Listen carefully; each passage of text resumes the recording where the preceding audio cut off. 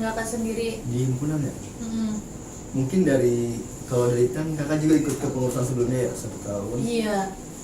Yang paling bermasalah yang menurut kakak itu intinya sih komunikasi, hubungan.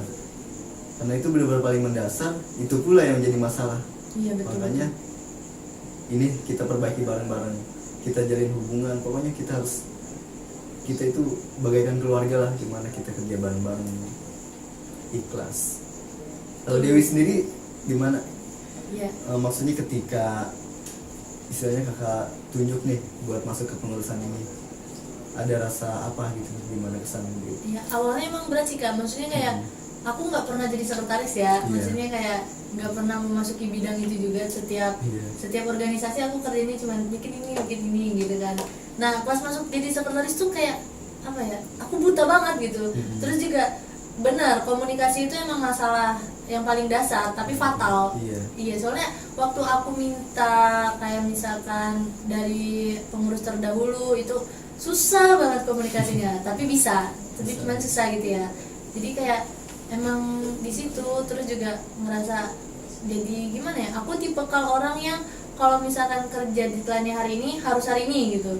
Sedangkan dari yang pengurus sebelumnya kan waktu nggak bisa kita samain kan, dia nggak bisa ngikutin aku juga, aku nggak bisa ngikutin dia, jadi kayak kepepet atau ketunda gitu sih. Tapi sejauh ini alhamdulillah komunikasinya sudah baik lagi. Terus semua administrasi tentang sekretaris sudah aku pegang kayak gitu. Alhamdulillah, berarti istilahnya pelan-pelan ya kita ya.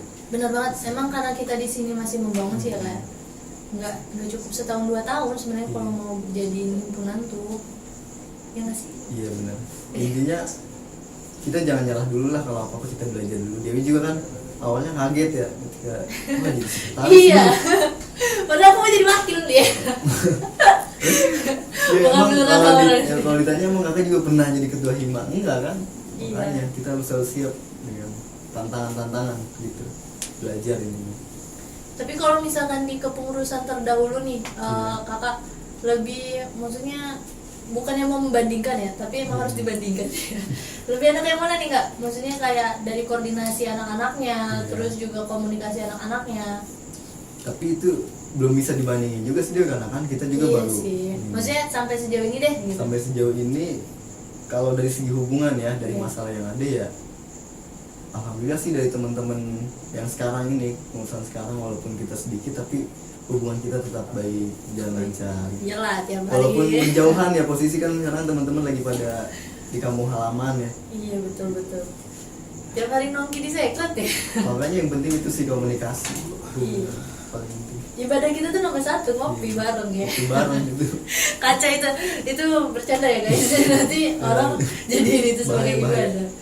Terus juga gimana ya, mau minta pesan nih buat anak-anak yang tadi sempat punya pikiran kayak aku, kayak misalkan males lah organisasi gitu. Terus juga masa yang capek gue doang gitu. Itu pesannya apa tuh Kak buat mereka? Pesannya satu, jalani dengan ikhlas. Apa yang kamu tanam pasti akan kamu tuai. Anggap aja kita sekarang sedang menanam, ikhlas. Kita udah dikasih tanggung jawab, harusnya kita bisa menjalankan tanggung jawab itu. Pokoknya jangan hidup dengan zona nyaman. Kamu harus nyari ketidaknyamanan gitu, agar diri kamu ditempa. Besi yang tajam pun ditempa dulu kan awalnya. Itu intinya, ikhlas, sabar, bersyukur. Saya pasti jamin 10-20 tahun mendatang manfaat ini bakal terasa sama teman-teman. Dijamin gak tuh? Kalau ada yang nggak bermanfaat, kasih tau hubungi Bang Ijal ya kalau misalkan dia ngerasa hidupnya nggak bermanfaat selama 10-20 tahun ke depan. Banyak hal-hal yang nggak diajarkan di dalam kelas ada di sini, maksudnya di organisasi ini gitu. Betul. Kayak gimana kalian mengatur banyak orang, gimana kalian ngobrol, mengutarakan pendapat, itu kan nggak ada di ruang kelas. Di ruang kelas kan hanya transfer ilmu, apa yang dosen punya, transfer tanpa kalian bisa menyanggah. Dan gitu. belum tentu dosennya pun nerangin kan. Betul. Dan karena untuk yang belum tahu, proyek kita terdekat ini ada LDK. Nah, persiapan kalau dari sekretaris mah alhamdulillah surat-surat sudah aman. Dari kakak gimana nih? Di konsep acara udah 80% lah. Ada mungkin beberapa lagi yang harus dikonsep lagi lebih matang.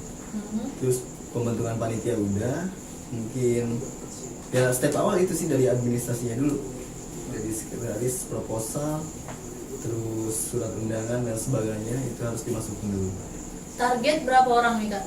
Target Kan kalau kemarin itu yang tahun kemarin 50 lebih. Nah kalau kita targetnya sekarang berapa kak? target Peserta minimal Peserta aja, ya, minimal. minimal ya. Iya, minimal. karena melihat dari SDM sih 30 target. Oke, itu minimal. Minimal paling minim banget ya 30. Maksimalnya infinity. Maksimal ya tak terbatas. Iya, infinity dong. Terus apa lagi ya? Aduh, sebenarnya kalau misalnya ngomongin ini tuh banyak lah. Banyak sih ya. Cuman Udah harus berapa lama ini? disortir gitu. Takutnya nanti penonton bosan atau gimana? Itu harus dipilih-pilih. Ya kalau misalkan teman-teman ya yang bukan pengurus pengen ngobrol-ngobrol bareng gitu nggak apa-apa ya. Iya, Terbuka banget kita malah. tinggal mampir-mampir aja gitu kan. Tuh, guys, dengerin. Soalnya ada sih yang nge-DM ya ke kakak. Oh iya, gimana tuh kak? Ya maksudnya Bisa kenalan? enggak. Oh, bukan. Dia mungkin tertarik gitu ya buat jadi pengurus. Nanya-nanya kapan gitu aku open recruitment. Ya jawab aja segera mungkin, tunggu aja gitu. Coming soon lah ya. Langsung. Biar penasaran aja nih. Berarti ya alhamdulillah kita udah dapet apa ya umpan positif lah dari teman-teman yang bukan pengurus, ketertarikan mereka. Eksistensi kita sudah naik dari sebelumnya. Luar biasa. Project YouTube juga ini harus terus digencarkan. Iya nih. Walaupun nggak kerasa sekarang, 10 tahun mendatang pengurus bakal merasakan. Tuh, dijamin. Jamin Iya. lagi. Jamin terus. Dan terus. Terus abis LDK, project terbesar kita kan itu Musda, Iya. BKK sama Cemengfest. Cemengfest mau diadain lagi kan ya kak? Iya. Itu waktunya berdekatan. Itu gimana kak? Cara kita menghandle-nya itu? Kalau dari konsep kan karena istilah kita belum ngobrol ya tentang konsepnya bagaimana, entah itu dia satukan dengan rangkaian acara Musda Cemengkes itu atau dipisah. Kalaupun dipisah ya mungkin kemungkinan ya dari segi waktunya itu berdekatan.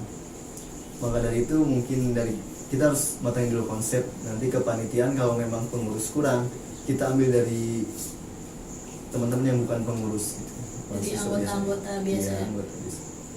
Gitu.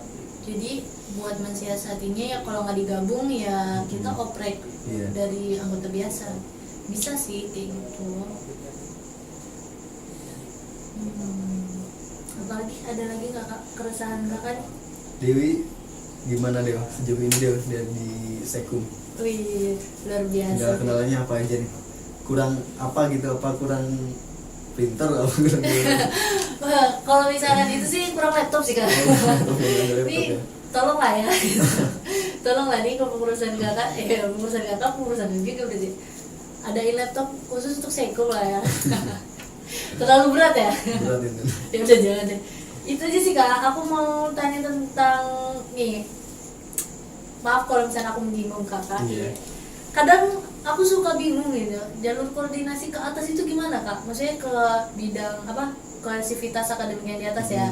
Misalnya ke dosen atau gimana? Karena kadang tuh beberapa orang nanyanya ke aku gitu. Dia juga minta tolongnya ke aku gitu. Padahal kan aku tuh maksudnya bukan ranahku gitu, maksudnya kayak di atas aku masih ada yang bisa berwenang gitu kan, yang istilahnya sekali ngomong lu langsung dapet jawab gitu, dibandingkan sama aku yang harus nunggu berapa dulu gitu kan. Nah ya aku bingung di situ aja. Ya kadang gini juga sih, kadang nggak kehandle juga, makanya kakak minta tolong Dewi gitu. Karena misalkan kan kakak juga bukan ngehubungin satu orang dua orang doang, kadang banyak juga ya dari teman-teman Hima lain lah, atau teman-teman KM lain, pengurus lain gitu. Makanya kadang minta tolong Dewi nih, karena udah deadline, Dewi tolong hubungi siapa gitu. Kayak gitu. Iya karena emang apa maksudnya jadi biasa gitu, anak-anak jadi biasanya nanya kamu kan, ya aku juga gak enak ya sama kakak, maksudnya kayak ih kenapa nanyanya ke gua gitu. Padahal kan maksudnya yang lebih enak ditanyanya ke Aprizal gitu kan, gitu aja sih. Cuma kalau misalkan emang lagi bisa ya nggak apa-apa. Cuman kalau posisiku lagi mumet kan jadi baper sendiri, gimana sih kayak kesel kayak apa sih gitu. Kayak gitu aja. Nggak apa-apa kan kalau kesel kayak gitu nggak apa-apa kan? Ya nggak apa-apa, namanya juga orang capek kan. Wajar, capek itu wajar. Otak sama emosi lagi beradu itu. Berarti kalau Dewi ngerasa capek, Dewi kan lagi memperjuangkan sesuatu berarti. Aduh.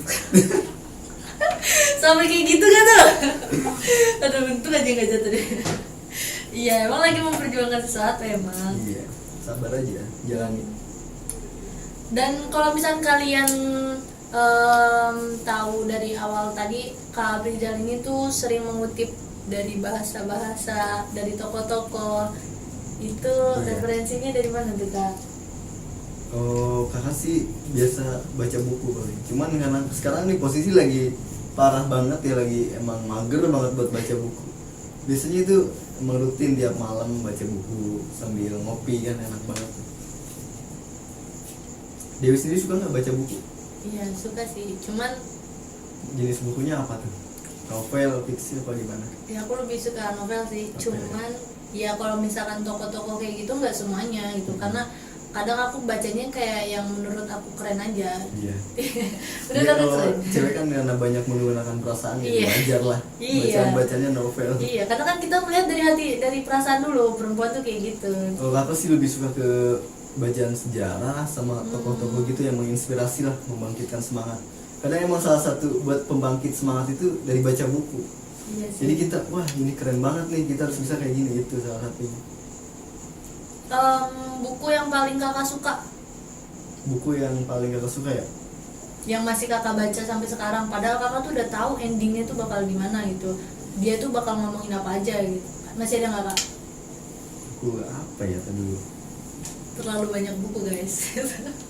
Yang dibaca. Iya banyak, maksudnya banyak yang mengesankan gitu. Oke, berarti kita ganti kata jadi tokoh yang paling kakak suka, Tokoh. favorit. Kalau dari negara kita ya, maksudnya dari Indonesia itu ya Soekarno.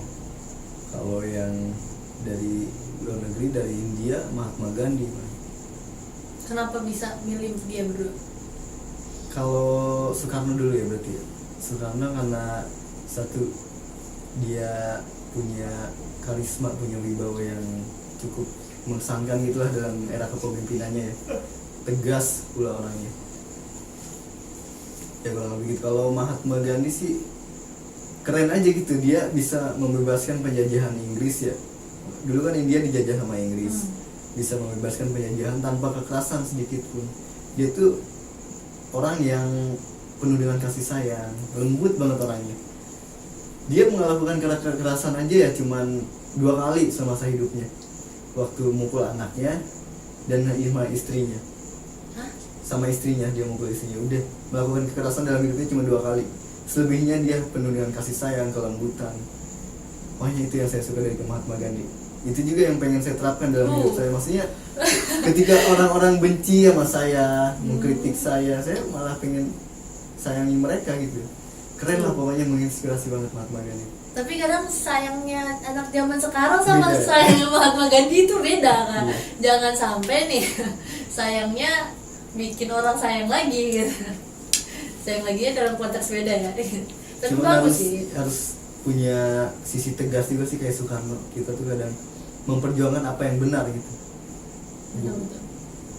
Kadang kita disudutkan dengan posisi yang tidak enak gitu ya dari lingkungan kita, tapi kita harus sekuat mungkin buat tegas. Maksudnya kita berada di posisi yang benar loh, nggak seperti ini yang terjadi misalnya gitu. Prinsip hidup. Mantap. Jadi ini adalah sisi lain dari ketemu kita yang sekarang. Ternyata dia tuh emang cendekiawan nih. Cendekiawan loh, bukan cerdikiawan. Yang cerdikiawan Jo aja. Jo. Ini untuk dari tim, ada yang mau ditanyain kan nih? Mumpung Bang Ketum lagi di sini, siapa tahu tim-tim mau nanya. Nggak ada. Oke, kayaknya ini udah berapa lama nih? Setengah jam. Wih, luar biasa kan? Nggak nyangka loh, padahal kita ngobrol cuma bentaran ya. Nggak jelas sih. Kerasanya cuma kayak Iya, baru perkenalan deh tadi itu. penutupan. Penutupan ya, berarti sekarang penutupannya aku minta pesan buat pengurus sekarang sama dari generasi selanjutnya nih, karena kan kita mau Iya. LDKO, jadi pesan kakak buat calon anggota kita tuh gimana? Calon anggota apa pengurus sih? Pengurus sama calon anggota. Oh, oke. Kalau pengurus tetap semangat ya intinya. Kita kan ini lucu banget ini kan otomatis woy. tetap semangat, masih kita masih di fase awal gitu ya. Tetap semangat, jalan ini dengan ikhlas dan Kasih sayang. kasih sayang.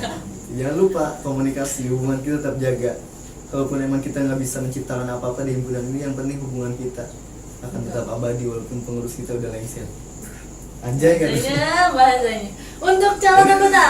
Kalau untuk calon anggota, buat adik-adik dong ya. Iya dong. Buat Dedek, adik-adik, jangan terlalu ayo gemes kita ya. berorganisasi, berproses bareng.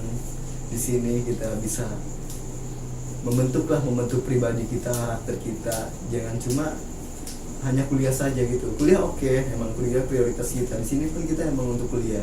Tapi banyak ilmu-ilmu yang kalian dapatkan yang tidak didapat di ruang kelas bersama dosen. Ayo kita berproses bareng, belajar bareng di sini. Mantap. Oke guys, jadi itu tadi pesan dari Kak Prijal. Jadi clear ya di sini tentang klarifikasi Bang Prijal, terus project juga, terus juga kita mengulik sedikit tentang Bang Prijal. Terus juga untuk kalian yang mau saran podcast selanjutnya siapa nih teman saya, nanti bisa di bawah ini komen aja, bilang Kak gue maunya si ini gitu, gue maunya sekum lama gitu, ya, bisa diatur gitu. Terus juga jangan lupa subscribe, like, share, dan turn on notification. Iya nggak? Kakak udah follow? Udah dong. Follow IG juga ya, @hmtk_unpam. Kalau misalkan ada yang mau secara personal bisa hubungi Bang Aprijal di IG-nya. Rijal.pramana11. Oke, atau ada yang mau langsung komunikasi sama aku bisa di @dewihisia. Nanti ada di bawah ini. Oke, see you next time. Goodbye. Thank you.